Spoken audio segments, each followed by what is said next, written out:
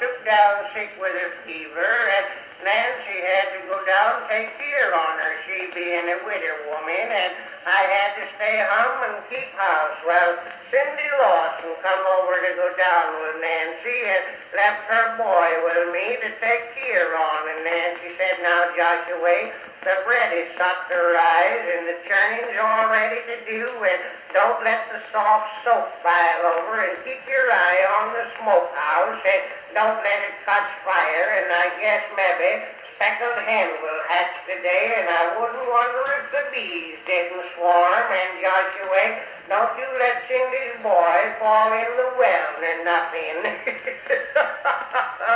Gosh, I had a few things to do besides taking care of Cindy's boy, and that boy could ask more fool questions. He said to me, Uncle Joyce, where does the wind come from? Well, I told him some of it come from Ohio, and most of it come from Nebraska. He said, well, Uncle Joyce, what's Nebraska?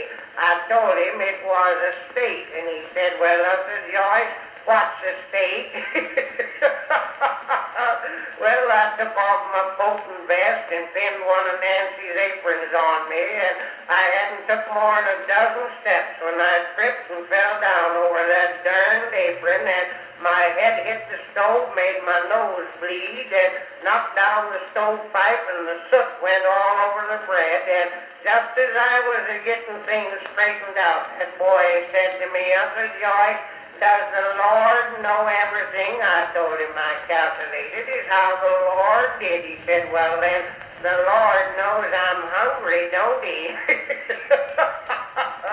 Well, I give him some bread and butter and put applesauce on it, and I started in to do the churning. Well, I churned quite a spell, and I looked in the churn to see if the butter was coming, and my spectacles fell off, and the churn dasher broke them, and while I was trying to fish them out, my plug of tobacco fell in the churn and spiled the cream. Well, I wouldn't have cared, but I didn't have any more tobacco.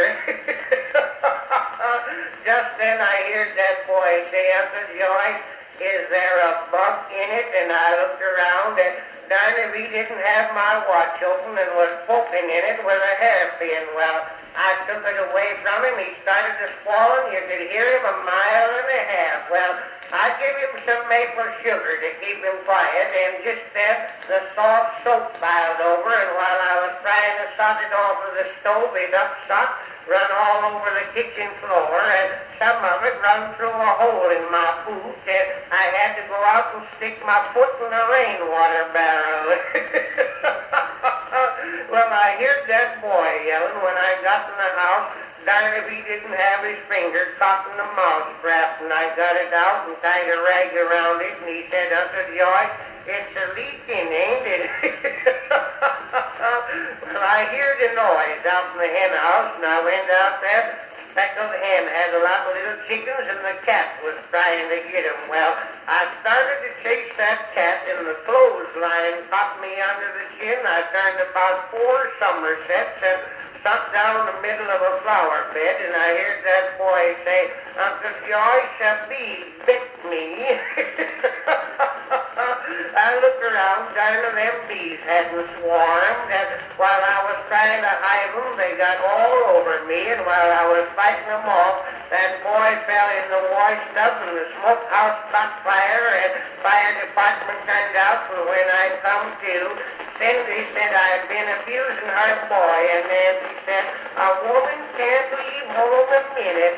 Men are such helpless critters.